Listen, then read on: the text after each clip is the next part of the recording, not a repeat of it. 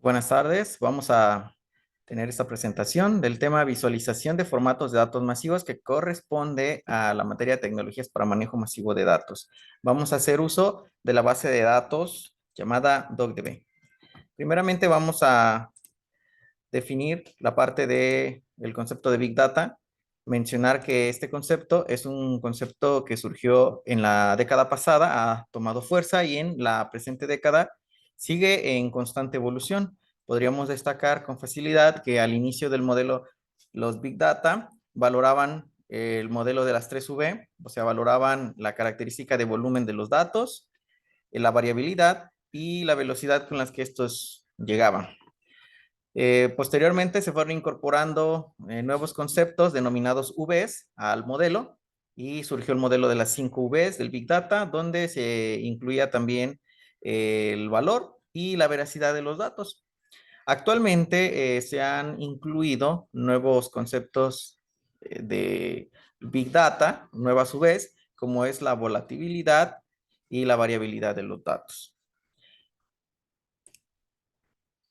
Es importante hablar del modelo de los Big Data porque debemos de entender que el Big Data no solamente lo constituyen el volumen de datos que vamos a trabajar, sino también la variedad de estos. Y entre más características, ¿no? Que hemos definido ya 7 Vs. Hablando de la variedad de ellos, que es el punto de partida para este tema que estamos analizando, podríamos mencionar que estos son tan amplios como las mismas fuentes de los datos masivos son amplios. Tenemos datos que vienen de la web, que vienen de datos biométricos, hablamos de sensores, ¿no? Como los de reconocimiento facial, por ejemplo, o instrumentos para medir constantes fisiológicas del ser humano, transacciones, nuestros mismos videos que nosotros grabamos, nuestros audios, nuestros correos electrónicos, toda la actividad que tenemos en las redes sociales y también, claro, los datos que se generan a través de las mismas máquinas. Las máquinas también generan datos. Bueno, las fuentes son variadas, por lo tanto, la tipología de los datos también es amplia. Ante esta circunstancia de la variabilidad de los formatos de los datos, también tenemos ya en el aspecto digital para su recolección, para su procesamiento y para su almacenamiento, diferentes formatos de archivo en los cuales nosotros vamos a poder encontrarlos. Quisiera hacer la mención de estos tres primeros que son mencionados, SVX, ML y JSON, hacer notar que estos tres formatos, si bien diferentes, tienen algo en común, a diferencia del resto, ¿no? Que estamos mencionando. Son de tipo text plain o texto plano, lo cual hace que sean texto, claro, con ciertos formatos para su escritura. Por ejemplo, CSV es una estructura de escritura en el cual el texto se va separando por comas.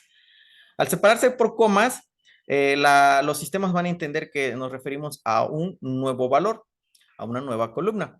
El primer registro se considerará como el encabezado de la tabla y después cada renglón que nosotros tenemos representará un registro en nuestras tablas. Este es adoptado ampliamente por el modelo relacional de bases de datos.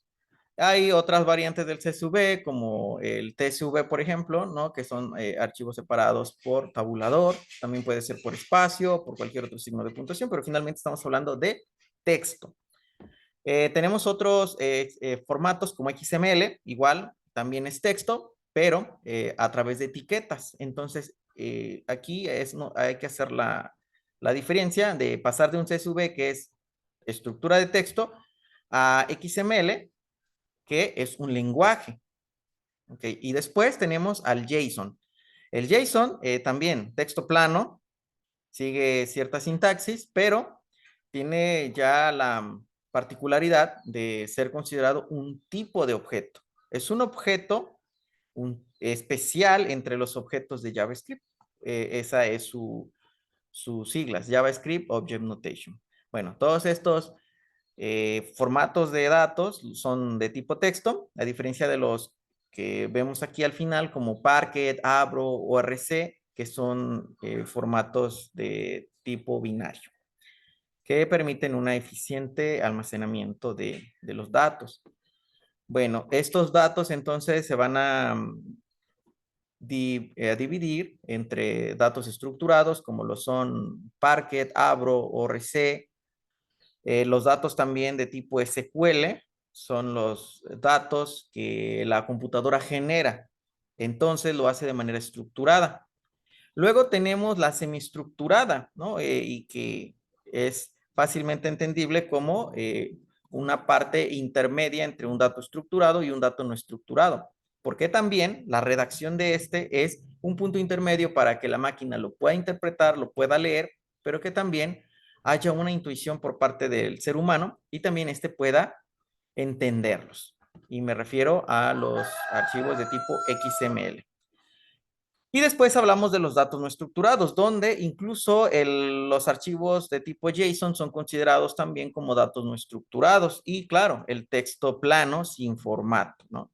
Que aquí vamos a tener la mayoría de los datos. Hay estimaciones que más allá del 95% de los datos que se generan en el mundo son de tipo no estructurado. Son más flexibles, pero menos eficientes para la carga y su tratamiento. Por eso los módulos de análisis de datos buscan darles una estructuración para poder trabajarlos más eficientemente. Ahí mencionábamos, ¿no? El ecosistema de Spark, por ejemplo. ¿Por qué DocDB como una base de datos para el análisis de datos? Bueno, tiene dos características muy importantes. La primera es que puede trabajar en memoria. Las bases de datos en memoria están ocupando un espacio importante en el análisis de datos por sus transacciones rápidas. Y la segunda es que es embebida. Nosotros podemos integrar la base de datos sin necesidad de establecer un servidor aislado. Es decir, lo podemos integrar a nuestra aplicación, a nuestro código, y esto es importante en el concepto, en el contexto del Big Data. Estas características de simpleza, portabilidad, amplias funciones, rapidez, de escalabilidad y una más que es de tipo open source. Es gratuita este software. Vemos que por su característica de embebida fácilmente vemos aquí pocas líneas de código para poder integrar.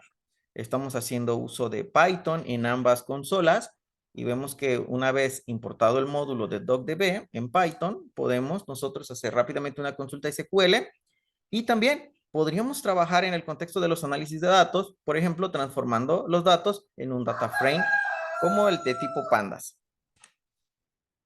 Nos resta ver algunos ejemplos como esta consulta SQL, que lo he tomado de la misma página oficial de DocDB. Y este es un ejemplo de visualización de datos, no de gráficos que nosotros generamos a partir de los datos, sino la idea es cómo puedo visualizarlos a través de la consola, los datos masivos. Y este último ejemplo muy, muy importante, que es un valor más que nosotros le vamos a dar a DocDB, es que también se integra al sistema de ficheros. Es decir, me encuentro en el PROM donde tengo instalado DocDB, tengo datos ahí ubicados y bueno, con una consulta SQL entro al sistema de ficheros y son visualizados los datos de manera súper rápida. Muchísimas gracias por su atención. Es el tema que hemos estudiado el día de hoy. Muchas gracias.